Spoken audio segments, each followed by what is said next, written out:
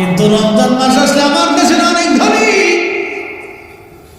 রমজান আসলে ঈদ আসলে অনেক ধনী, 150 টাকার কাপড় দিয়ে 3টা ধমক দেয় গরিব মানুষে। বলবো কাপড় দেয় 150 টাকা, এমনি খুঁয়ে যায়, এমনি সিঁড়ে যায়, এমনি ভেঙে যায়। ভাবতে হইতেছে যে আমি বিরাট বড় দানশীল, শয়তানে আসে তোর মতো সিট আর কে আসে না। এত চিন্তা করে আমি খুব দানশীল, এটা দেখে তুমি ভাবলি করি, এটা দেখানোর লাগে সারা দুনিয়া ঘুরে পাবলিসিটি করে দান করে। দানের নিয়ম এরকম না। দানের নিয়ম হচ্ছে, যাকাতের নিয়ম হচ্ছে 1 টাকা। আপনার উপরে যে টাকা যাকাত ফরজ হয়েছে, এই টাকা হিসাব করে আপনাকে গরিব মানুষ নির্বাচিত করিয়া একবারে ঘরের ভিতরে যাইয়া তার কাছে পৌঁছাই দিয়ে আসতে হবে, কারণ ওই টাকা আপনার না, ওই টাকা ওই গরিব মানুষের। আল্লাহ কসম করে বলি, ওই টাকা আপনার না, ওই টাকা আমার না। যে টাকা আমার উপরে যাকাত ফরজ হয়েছে ওটা আমার না, ওটা আমার না। আপনার উপরে যেটা ফরজ হয়েছে ওটা আপনার না, ওটা গরিব মানুষের। ওনার বাড়ি পর্যন্ত আপনাকে পৌঁছাই দিয়ে আসতে হবে। কাপড় 150 টাকা দিয়ে 3টা ধমক দেন না, এটা হবে না। এটার নাম ইমানদারি না, এটার নাম মুসলমানিত্ব না, এটার নাম যাকাত না, এটার নাম হলো ফাজলামি, মানুষ দেখানো। কথা বলেন ঠিক কিনা?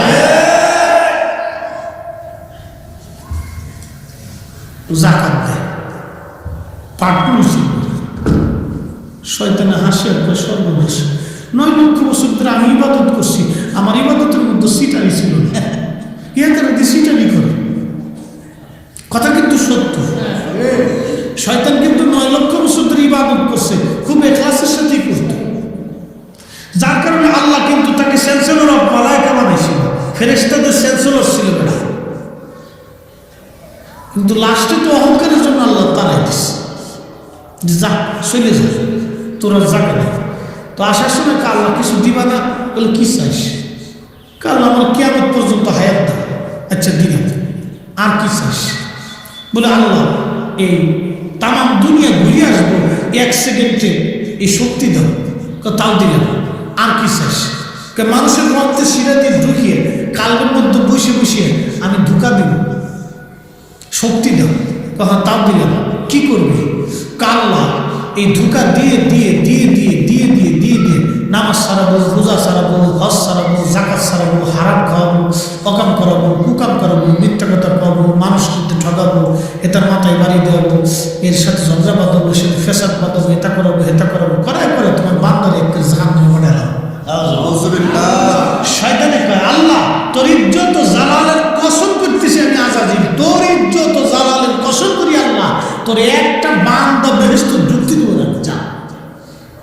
আল্লাহ পাক ধমক দিয়ে বলে না আজাজিল, আমি আল্লাহ আমার ইজ্জত ও জালালের কসম করতেছি, তুই আমার বান্দাকে দিয়ে গুনাহ করাবি, আর আমার বান্দা আমার কাছে চোখের পানি ছেড়ে দিয়ে ক্ষমা চাইতে দেরি হবে, আমি আল্লাহ বান্দার জীবনের গুনাহ মাফ করতে দেরি হবে।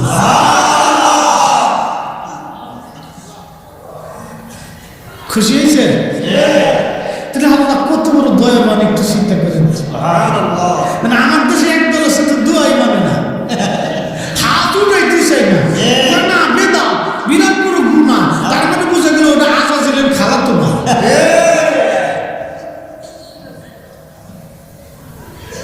বুঝে যাবে দুষ্ট জরুর মোটেই মানে না, উড়াইতেছে কেন বেদা, নতুন আবিষ্কার হচ্ছে। এটা সহি এমন এক চশমা করছে, রঙিন চশমা, দুনিয়া রঙিন দেন। শয়তানে আসার পথে আমার সাথে বড় চিঠা। হ্যাঁ বাজার মুসলমান, পাহাড়ের চাইতে শক্ত লোহা, লোহার চাইতে শক্ত আগুন, আগুনের চাইতে শক্ত বাতাস, বাতাসের চাইতে শক্ত। ডান হাত দিয়ে আল্লাহর পথে দান করবেন, বাম হাতে জানবে না। তার মানে আল্লাহ ইখলাস বুঝাইলেন, একনিষ্ঠতার মাধ্যমে তুমি আল্লাহর পথে খরচ করবে।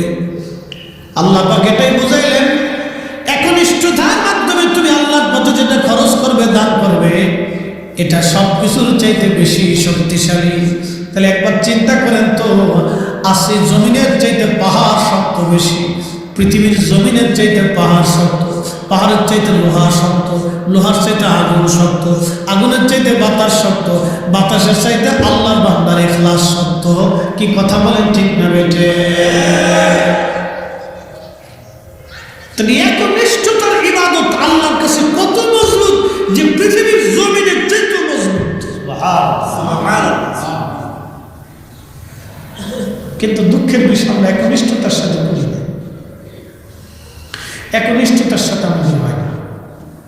নামাজ পড়ি চিন্তা করি মানুষ কি করবে যদি নামাজে না যাই, রোজা রাখি চিন্তা করি মানুষ কি করবে যদি রোজা না রাখি।